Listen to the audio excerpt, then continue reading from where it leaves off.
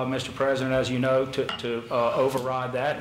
But I'd rather us, in the spirit of the cooperation that we've exhibited over the last few months and the seriousness of purpose with which we have to address citywide development with Spark and other things, I hope that we can try to work this out. I'm sending a motion next that they go back and a couple of weeks we come back with a solution. Thank you, Mr. Lawson. Okay, thank you. That y'all come back and report back to the council committee in 2 weeks. With that said, this meeting is adjourned. 45 minutes.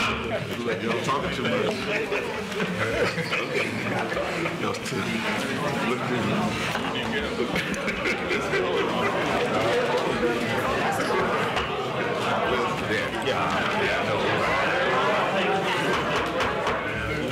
The legal committee will come to order.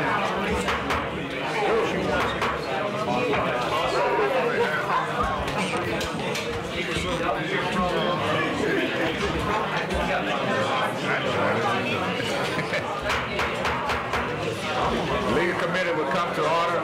President is myself, Mr. Johnson, and Mr. Lawson. We have one item that's to hear from the administration on the resolution number 8416, 2008. By the way, for everybody interested, I've just been told, but it's unconfirmed, LSU won 6-5 in the bottom of the ninth. That was the game. No, we had money on the game. That was They're going to beat that blazing beat the Mars on that parquet for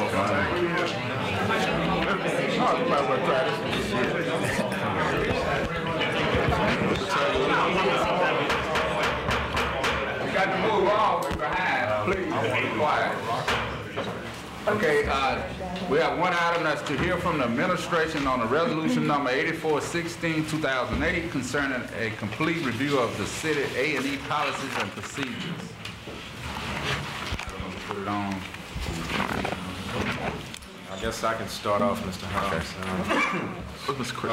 At the last meeting of the A&E Selection Committee, there was a discussion between Mr. Hobbs, Mr. Johnson, Mr. Silver, myself, Mr. Crutchfield, and Mr. Wells about the need to modernize our A&E procedures. I believe our the first ordinance originally setting it out was passed back in 1984.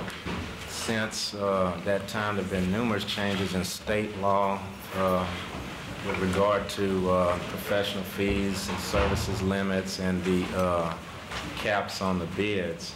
So after we finished the meeting, I believe it was Mr. Hobbs asked me to draft a resolution that could be presented to the full council, which would allow us to complete a kind of a review and to bring our A&E procedures and limits into the modern era.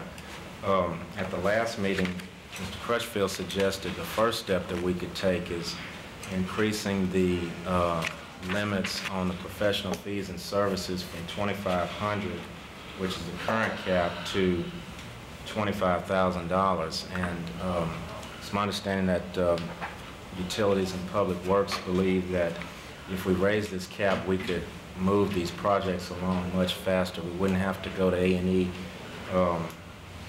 as often. And of course, we wouldn't have to burden you with the problems of having to hear about all of those projects. Now, this is something that I think as a municipality that's growing, we should consider.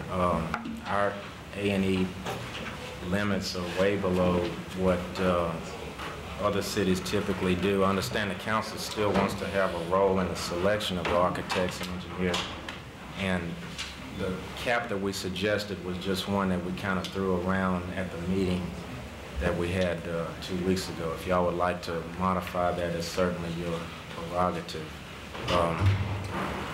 Any questions? I think Mr. Crutchfield, at the meeting, we did talk about, in discussion now, Mr. Crutchfield, since you just walked in, was the modification process, so far as the A&E Selection Committee is concerned. We talked about, based on what Mr. Johnson stated, and that committee stated, was to look at new ways we can do to modify those areas. Can you comment on that? Yes, thank you, Mr. Johnson. And I heard most of what the other Mr. Johnson was just saying. Real Mr. Johnson. And, The limits on various other things, our limit for A&E selection, as he said, is $2,500 for engineering fees. Other limits that the council and administration policy have changed on in that same time period, we've increased those things tenfold, which is what we're asking for in this case, which would mean that projects in the neighborhood of $250,000, which, as we all know, is not a large project by any means in these times, would be able to be selected without calling a special meeting for A&E selection. And we thought while making that change, we would also review the A&E selection process for any other minor changes that may be needed, since that policy, I don't think, has been modified in quite some time. Mr. Lawson. I agree, it definitely needs to be modified. Yeah, to go up to 25,000 or 250,000. 25,000 in engineering fees. That would be the engineering fees, which would be engineering on a project in the neighborhood of 250,000. Where does that play into with the relationship that we have architect of record and engineer of record in the city?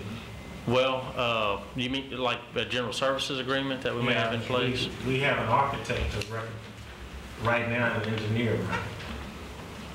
I'm not sure, Mr. Will they Lawson. not be responsible for most of those projects that would not be subjected to bids? Well, what I'm asking them that. Yeah, the way that we currently, I guess, assign projects or award projects to engineers is that when a project comes up that's going to have engineering fees of $2,500 or less, if we have a contract with the engineering firm that we'd like to award that project to because they have the expertise required to complete that project, then if funds are budgeted, the administration, the particular department that has the project pending, simply initiates a purchase requisition and gets a PO to encumber funds and calls that engineering firm and awards them that work with that budget of under $2,500. Now, if it's over $2,500, we do requests for proposals, receive proposals, review them,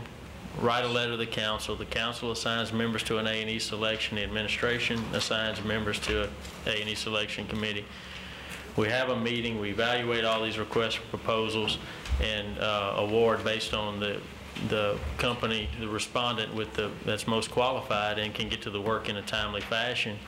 And in some cases, it could be $2,501 in engineering fees, and that would be a $25,000 project, a sidewalk repair or something of that nature, a very small project, and that's a very cumbersome and time-consuming process for these small projects under $250,000. I don't have a problem. I just don't want us to get out of hand. Well, because it's tempting for those that may not want to just do it in the light of the public. Sure, Right. the person may be a department or division maybe, but what you're doing, I think, is some direction we need to move in. well, But I want to make sure we put some safeguards in there. People that really need projects out here. and I can. Home cooking, I guess. Yeah, just to respond to that, there are still so many things in the process that call for public meeting and to make the public aware and the council aware of what's going on. First of all, budgeting the project, so the council knows every project that's budgeted and approves it. It's available to the public. The council also has to approve general services agreement and contracts with all the engineering firms that we're allowed to award to. So there are a lot of controls in place to keep that from happening. So it's not just completely behind the scenes. Absolutely. We don't know if it ain't going right. And Mr. Hobbs, just for the record, so everyone can understand what it is y'all are tasking us with, we're asking y'all for permission to review the city's entire A&E procedure and to come back to you with a recommendation to modernize it. And That's a good idea. yes, as part of that resolution, we want to start with the engineering and architect. architectural fees today and raise it. Please. In other words, bring it up to the 21st century. Yes. Yes, sir. Yeah, you go back and We're not down. coming here and meet everybody. So you 2 weeks, we're on the rest. Okay. You ain't got to have Let's get it there. Yeah. Well, that is the old resolution, we just carried over to. Yeah, we can move from that, yeah. That's a good idea. Okay. How long before you think you'll be there? Number 6. No, resolution Yeah. 8460. I don't know the So number. how long do you think it'll be before y'all will be back? Something. Something like that would take several months. Estimated square feet. Right, I would think that would probably take a couple of months to review and compare to maybe other cities who, So 2 weeks would be reasonable? I would think so. 2 weeks from, you know, the day we're finished. 2 weeks from October the 1st? Okay, we did adopt. Could we, in all seriousness, could we have, 2 weeks ago, we adopted it. So, we just asked to hear about it. okay. That's what we're going to have. I would Could, say say 60 days. say in 6 weeks, could we have like a status report or a little update on it? 6 weeks? Not the finished project, but an update. Okay. Mr. Gill? Sure. So, thank you. If that item is concluded. Last council meeting, there were discussions on the junkyards and scrap yards and the pawn shops, and the chief and his department have gotten together proposed ordinances for your committee to consider next week. This is really just to update you and to tell you that we have received this from the chief. We received it this afternoon. Mr. Johnson and I are going to go through it. It has some additional ideas and requirements that are in line with what you and Mr. Marshall had previously discussed regarding some of our concerns that the neighbors had, as well as the council has had. And we hope to get this with Ms. Nancy Fields to you by the first of the week for consideration for introduction for the next council meeting. We're going to include some, I had some concern, I think the chief was on the same page about the unusual amount of copper that is being stolen in our community. We have brand new air conditioners that remain in place, but the copper is missing. And I want to make sure we sink some serious teeth in that. It's a huge problem. I think the chief is trying to address that issue. I wanted to hear from him. Is that coming around again? Yeah, they just went to get him. He had to go answer the If you hadn't heard, and if you hadn't talked to any neighborhood leaders, you would know that air conditioning units and anything dealing with copper, including some of our drainage, Mr. McGill, I think is coming up for us missing. I was talking about the copper pieces. Sure. Oh, okay.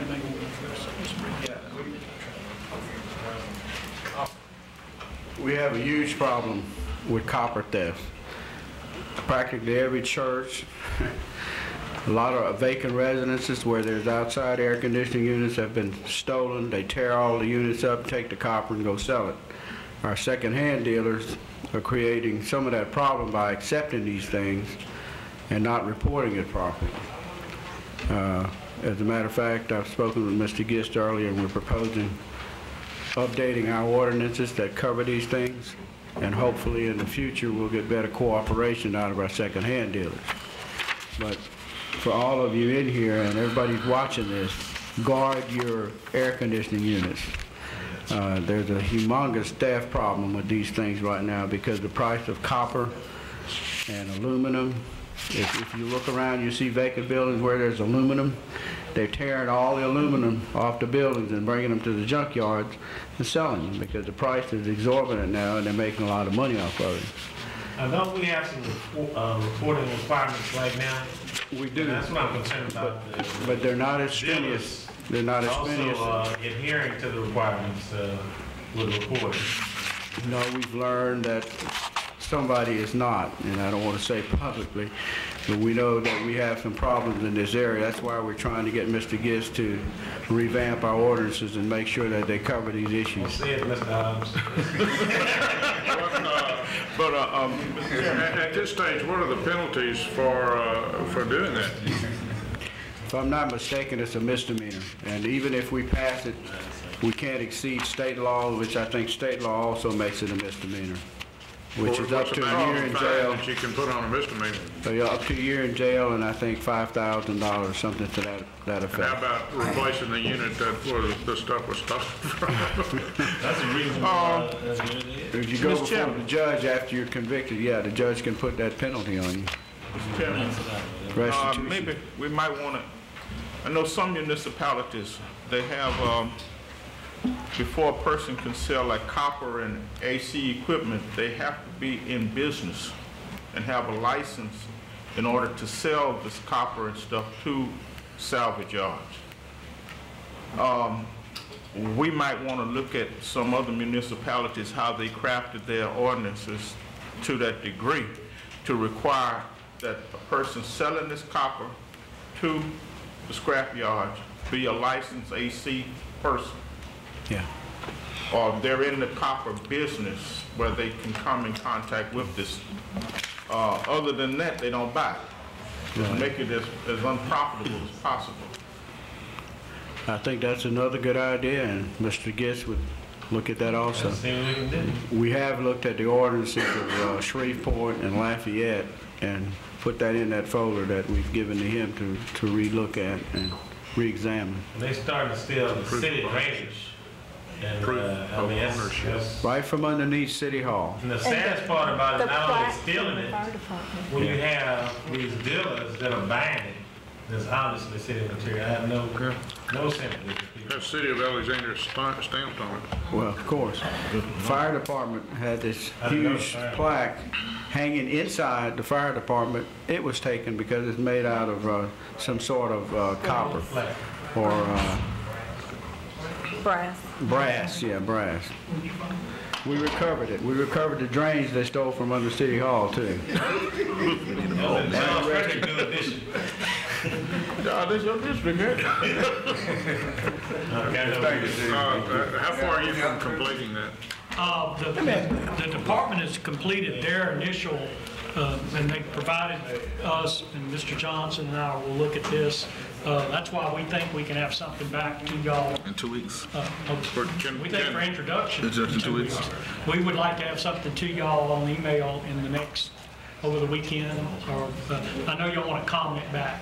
I'd like to see it. I'll send it to you as soon as And it's the ready. judge is the only one can order restitution. We couldn't do it. We could suggest it.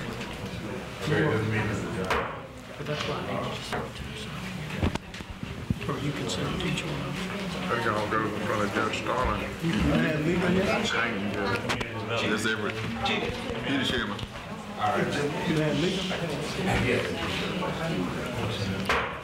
Okay, community development committee will come to order. President myself, Mr. Johnson, and Mr. Silver is absent. We have one item that's to consider final adoption of an ordinance authorizing the mayor to enter into a confidential agreement with the U.S. Department of Housing and Urban Development in order to fill the office for housing and urban development space and community-based training events to be held at the Convention Hall. So moved. Mr. Hobbs, that is retroactive to an event that was held here at the Convention Hall 3 weeks ago. We put that together at the request of HUD. They had speakers come in and served a 2-day event. We had people come from all over the state, actually, to participate. We had 150-plus participants over the 2 days. It happened to be a time when the weather was very bad. We probably would have had more. It was very successful. In fact, the HUD field office from New Orleans staff told us that that was the most successful event of that kind that they had had so far, and they look forward to coming back and presenting this again in the future. Okay, that'll be all. In second, we refer to the full council. Any other business in community development?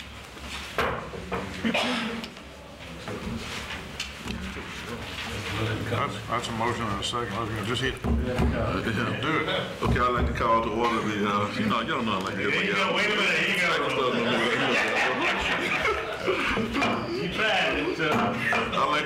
call this meeting to order. President of the committee, myself, Mr. Hobbs, Mr. Silver in his absence, other members of the council administration. Item number 1 is consider final adoption of an ordinance authorizing the mayor to renew the existing contract with the electrical reliability services incorporated for annual inspection, testing, certification of breakers and transformers for the DG Hunter generating station. At this time, we have an administration. Okay, Mr. Johnson, that is just to renew the contract that currently exists for 1 more year. The contract has a renewal option for 3 years, and I believe this is the 2nd year of that renewal, and we are happy and satisfied with the service that's being provided. You gotta make a motion. And we'd like to ask that you allow us to renew that for 1 year. Mr. Hobbs? He moved. He moved. Yeah, he moved. Move in second. He did move. They move in a second, and recommend refer to the full council. One other thing I would like to request from the administration, over the last couple of days, it's been reports about where we are so far as fuel costs across the United States, the rising cost of fuel, and adjustments that communities and cities will be facing, and especially the rising cost of utilities. I don't know if a lot of you read the U.S. World News Report and other reports that's come out over the last few days, but I want us to take a strong look, as a city, to see where we are with those rising costs and how it will affect our city community. And we can see where we are so far as report over the next 2 weeks, so far as price hedging, so far as fuel costs, and so far as what we're going to face, especially during the summer months. I would like to see a report come back in 2 weeks if the administration can do that for us and for the community, if that's acceptable. We can do that. We'll be happy to do that. That we're always looking at gas and hedging on our gas. We've made a couple of purchases already, and I'll get Mr. Crutchfield to look at what our fuel costs are on our electric production from CLECO and see how that's running. Okay. Anything? Mr. Hobbs got beat up and several other members on the council. He looks like a genius right now. We're talking about prepaying at about, I think it was $7 or $8. That's been very ingenious. We just finished the utility. Thanks, Mr. Gill. Nothing else coming for this committee. This meeting is adjourned. Next committee, Public Safety and Transportation. President on the committee is myself, Mr. Lawson. Mr. Silver's absent. You're going to do the next. Other members of the administration present. Item number 1 is to consider final adoption of an ordinance authorizing the mayor to enter into a contract with the Office of Family Support for Transportation Bus Services. Book item number 40. I move. Second. Anything else to come before public safety? Mr. Johnson, Mr. Smith and Mr. Marshall have asked me to prepare a resolution and to present this to the council on their behalf for consideration. It deals with the assistance to the town of LeCount and providing a surplus fire truck to the town. And I can briefly explain the administration and the council members' positions. They were approached by Mayor Clark in LeCount, who has noticed a significant emergency in LeCount as his 2 pumper trucks had gone out. We had just gotten some new fire trucks, and the Chief Wesley had intended on declaring those trucks as surplus. Chief Wesley recommended that instead of selling our truck for its residual value, that at this time we could enter into a contract with the town of LeCount. We're anticipating doing that under our Local Services Act. In the meantime, the chief was most concerned about public safety, including the town of LeCount's fire pumper truck problem. The town of LeCount services an area of 70 square miles from LSU down to Lloyd's Hall. In the meantime, we have this resolution that would recognize and recommend that pending the adoption of any necessary ordinance deeming the pumper truck surplus, that the administration, the fire department, authorize the town of LeCount to use the pumper truck for public safety reasons consistent with fire protection, suppression, and 9/11 responses, and then further the council does recognize that such additional assistance necessary to the town accountant for those purposes as the mayor in his discretion may deem necessary and proper for public safety considerations. The mayor has suggested that some members of the staff could assist Mayor Clark in writing a grant application. But with that, we would submit the resolution. I think that's a noble cause for the city to do, and I think it's something that we should do, and I'm in favor of it. But just as for the matter of the record, Chief, what would you estimate the residual value of that truck to be if we sold it? Well, I wouldn't really know. That's what we have to go to purchasing.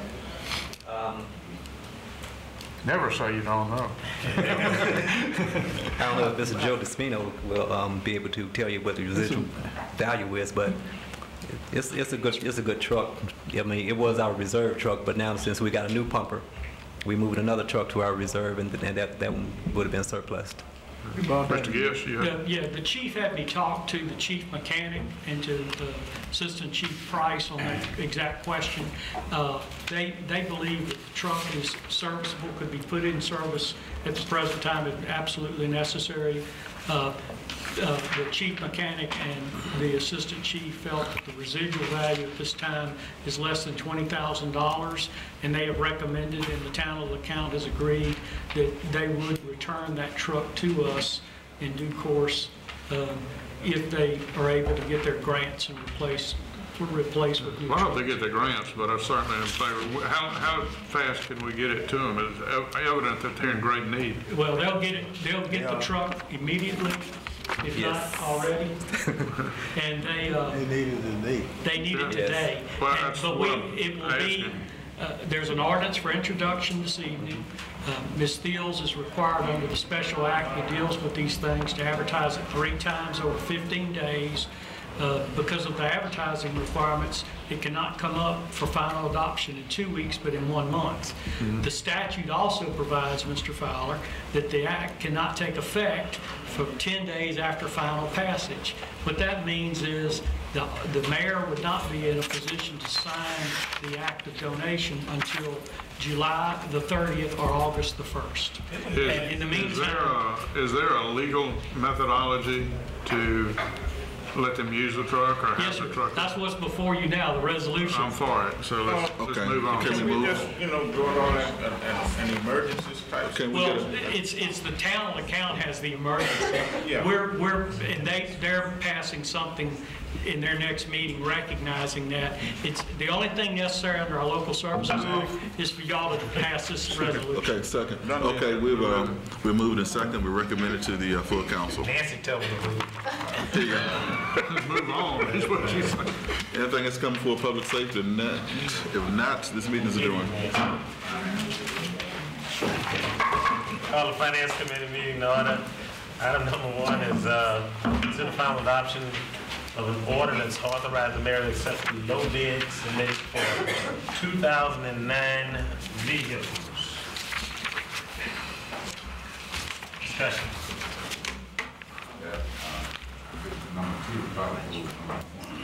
Why don't we take number 1 and 2 together, if you will, since it's a discussion item.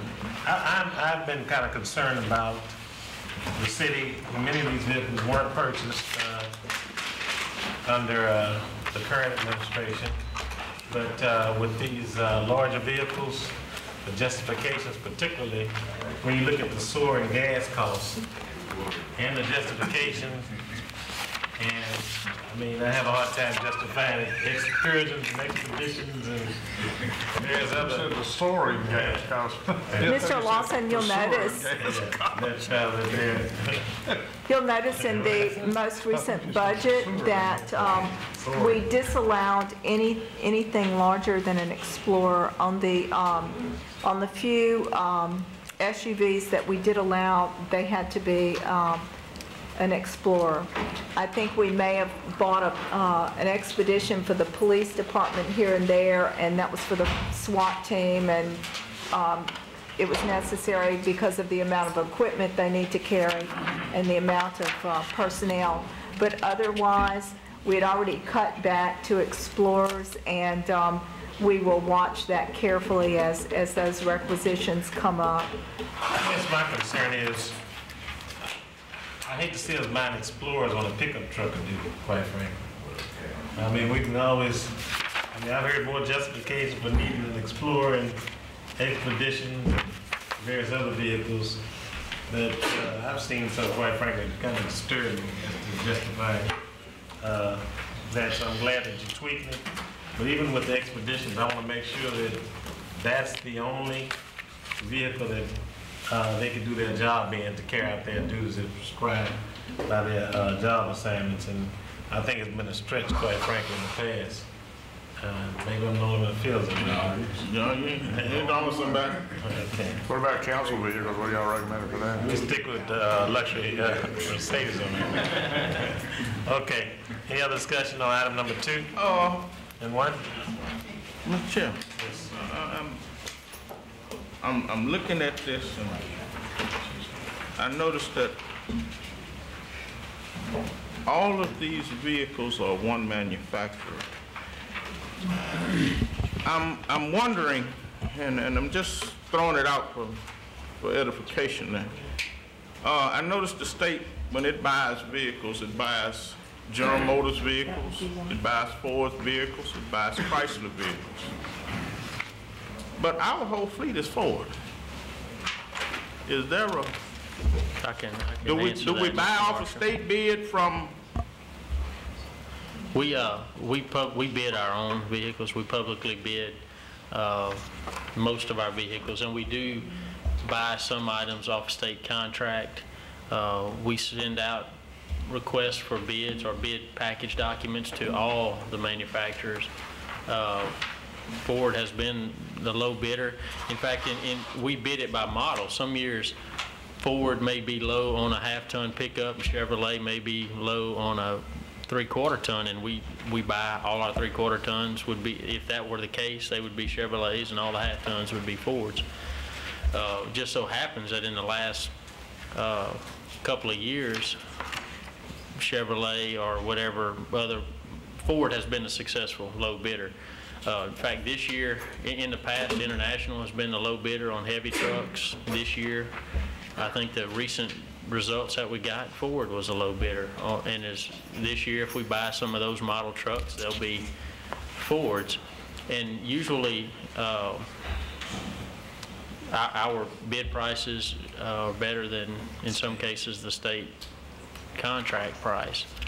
So we always, if the state contract price was lower than our bid price, we would use a state contract. Okay, I was just curious. That is a publicly bid item that all vendors are allowed or afforded the opportunity to submit prices on, and we do buy from the low bidder as required. I see an Expedition on here. That's a little bit bigger than Explorer. Mm-hmm. Is that on the bid? We bid those items. In fact, and I think Ms. McGill's was telling of a particular circumstance where that vehicle was required, but our standard is to not purchase Expeditions, is to purchase white Explorers if Ford is the low bidder. If some other make was a low bid, it would be a comparable mid-size. A couple of Expedition, doesn't say which departments. Well, those are just the bid tabulations. That's what I'm saying, I don't know. We may buy none of those, but we request prices. If the SUV has to be bought, it come back before the council for explanation for the purpose of the SUV. So, I mean, I guess so. I don't know how that works with the policies and things, but It's already been approved in your budget. The purpose of getting an SUV compared to getting a pickup with a cover on the back. You see what I'm saying? I mean, Same purpose. but what if the pickup? Oh, you can haul it with a cover on the back. It depends on the gas mileage. I mean, a pickup with a cover may get worse gas mileage than an Explorer. Yeah. Explorer is pretty high. You know, a pickup with a cover may get worse gas mileage than, but that if the Well, the bottom line, let's things are getting tough. You stated here last week, and I agree that the sales tax, not what they used to be. It's kind of like That's young Bear correct. say, the future ain't what it used to be. Right. And I just think we need to be as prudent as we can. And I think we are. In fact, the recent request for an expedition that was discussed recently came from the police department. When I received that requisition, I brought it to our senior staff meeting. We discussed it, discussed the fact that because of the equipment that needed to be carried, that vehicle was what was required, and we did that. Police and fire, we can understand. And some planning certainly with, But outside of those two departments, I got questions. But police Well, I mean, and our fire, survey crew we has the don't have same a problem. issue. yeah, that's what I'm saying. But my point is that We're I looking think at we'd be that. happy to do that, but we're very conservative when it comes to that, and only purchase those when it's absolutely required. But Just keep us posted on that. Sure. Okay, item number, in the motion, I move. Second. Okay, send to full council. Item number 3, discuss working hours, and this is just something asking administration to consider. I know there's a lot of municipalities are going towards shorter work weeks where it makes sense. Now, there's a lot of abuse that can take place here too, but I just want us to at least consider some school districts, as a matter of fact, are closing schools down on Fridays. I know we have various departments. I see our director of finance in front of us, his department, for instance, if you're working 4/10s, maybe you can work a shift where they come in on Tuesdays, and the others one work Friday through Monday. They've kind of altered in various municipalities. And in addition to that, a lot of private enterprises are doing it, contractors, because of the heat and because of the soaring cost of gasoline going back and forth to the jobs. I just wondered if it's something that's worth exploring. Y'all can come back and discuss it. I would say we could, at a minimum, check into what some other municipalities may be doing and ask for input from the division directors. We don't want to compromise the availability of city staff to get things accomplished for the citizens, 5 days a week. But if we can accomplish both of those things at the same time, relieve some pressure on people with rising fuel prices and continue to serve the public, I don't see why we wouldn't consider that. And I guess the cost of the fuel cost and certainly the utility cost, and it certainly be also a savings for the many of the employees that do travel often long distance, but certainly we don't want to compromise customer service. Oh, Okay. Sure. All right, anything else needs to come before the finance committee? Done good on those add-ons, the council. Sneak patent sheets. Did not consider finance committee adjourned. National been having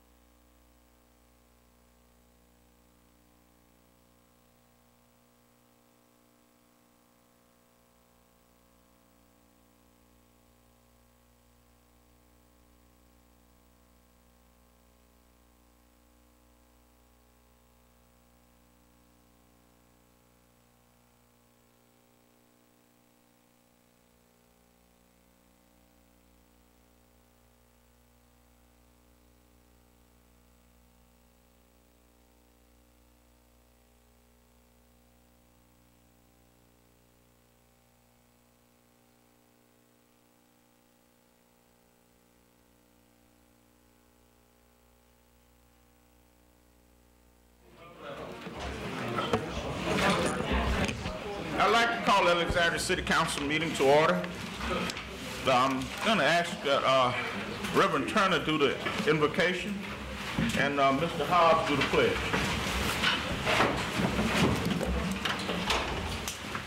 Father, we thank you for Jesus. We thank you for giving us another day. We thank you for the leadership that you've given us. And we thank you for keeping us and bringing us all together. We ask now that you would touch them and bless us, that you would enlarge our coast, and that you would keep your hands upon us, that we will not be grieved by evil. In his name, amen. Amen.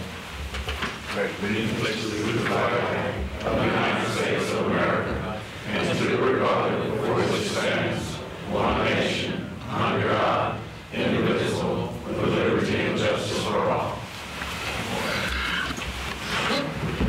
Roll call. Mr. Lawson. Mr. Fowler. Mr. Johnson. Mr. Smith. Mr. Silver. Mr. Hobbs. Mr. Marshall. Present. Mr. President, you have a quorum, and I need to recognize Mr. Sluter. Okay. Mr. Suter, I know that you have a long road to travel this evening, so we're going to let you go on and do your presentation. Thank you, sir. As I indicated 2 weeks ago, we would be back here with 2 resolutions to move your 2 bond issues along. And I understand you have the 2 resolutions, but if I'm not mistaken, they needed to be added to the agenda first. Well, I move that we add to the agenda. Second. Moved and second. All in favor? I move for discussion. Discussion. I move for adoption, not discussion. If I might, these 2 resolutions are advertising the bonds for sale.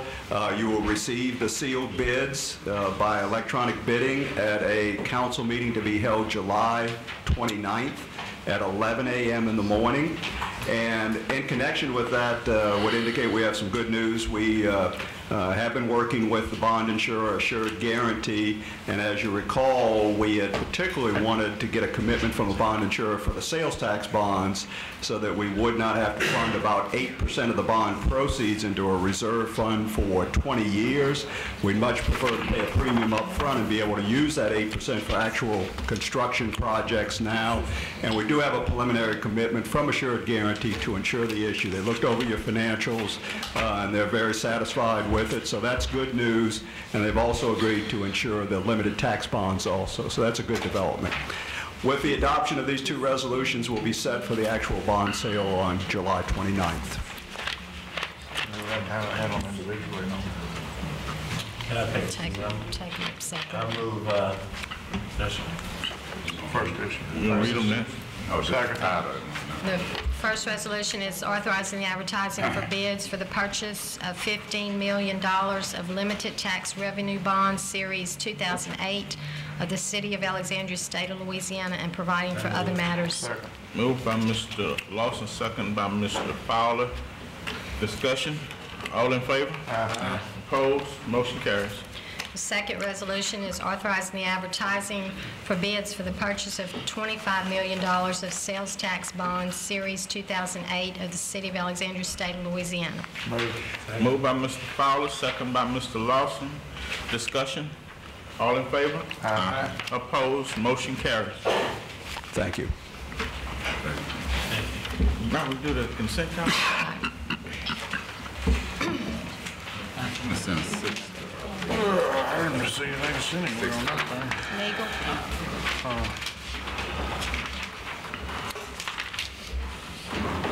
I move. Second. Moved by Mr. Fowler, second by Mr. Smith. Discussion. All in favor? Aye. Opposed? Go to Section F, ordinance for final adoption, public hearing. Number 19, to consider final adoption of an ordinance authorizing the mayor to accept the low bid submitted for Versailles Boulevard Phase 1, Package 2. Moved by Mr. Hobbs, second by Mr. Smith. Discussion. All in favor? Aye. Opposed? Motion carried. Number 20, to consider final adoption of an ordinance authorizing the mayor to accept the low bid submitted for single-phase pole mount transformers. Moved by Mr. Fowler, second by Mr. Lawson. Discussion. All in favor? Opposed? Motion carries. The administration requested item number 21 be delayed. Number 22, to consider final adoption of an ordinance authorizing the mayor to execute change order number 3 with dual construction and connection with the Highway 28 West Sewer Trunk Main Project. Moved by Mr. Smith, second by Mr. Fowler. Discussion. All in favor? Opposed? Motion carries. Mr. Chairman, can I ask you a question about item 21 that was asked to be delayed? Summertime's here, and we really have a need for the use of that tool. Could you just expand a little bit on what the delay is and how we're going to get it rectified? Actually, we wanted item 28 delayed, not 21. Okay. Could we revisit 21? It may have, I move on 21 after discussion. Stay up there, Lisa. I'll second. I just wanted to be sure. Yeah, I was running through there. Yeah, I did. Miss, for clarification, we received a letter from the mayor that said to item 21 to be delayed. That's why. that would just be an error. It was an error. That's a Okay, mistake. thank you. I had it scratched on my list. Luckily, the council was here to bail him out. I guess, again, this is a wonderful program. People always ask what your kids do during the summer. I was out today visiting the program that Mrs. McGee, Mrs. Williams, and Mrs. Larberdane has. Take the time to go see it. People have indoor swimming. Kids love it. And then out there in the sun, they're nothing like we were. Appreciate the sun, so they're really having a good time in Peabody over there. And I also, we're doing the same thing at Ashland, correct? Actually, it's the sports camp, correct. And this year they're holding at Brame. I think Ash has some construction going on. Which is also good reviews on that. But Ms. Williams, McGee, and Ms. Larberdale wanted to invite the general public and administration as well as the council this Thursday to come and see what's happening on the program. I think it's at 4 o'clock Thursday at Peabody High School. And I want to commend you on another successful program. Thank you. Mr. President, we'll need to take some action on item 21. Okay. I move that. Moved by Mr. Lawson, second by Mr. Fowler. Discussion, we've had that. All in favor? Opposed? Motion carries. We already adopted 22, so we'll go to 23. To consider final adoption of an ordinance authorizing acceptance of a donation of a 15-foot wide utility servitude situated in Block 15 and part of Block 12 of the Hayes Investment Company addition. Moved by Mr. Smith, second by Mr. Fowler. Discussion, all in favor? Opposed? Motion carries. 24, to consider final adoption of an ordinance authorizing the mayor to enter into contracts and agreements to accept donations, servitudes, easements, plats, rights-of-way, and other instruments necessary for the city from time to time to accept such contracts and agreements and otherwise to provide with respect thereto. Moved by Mr. Lawson, second by Mr. Johnson. Discussion. What does that mean? We have donations of servitudes and rights of way. Normally, we have to run them through the council. We have to wait 2 weeks, all that.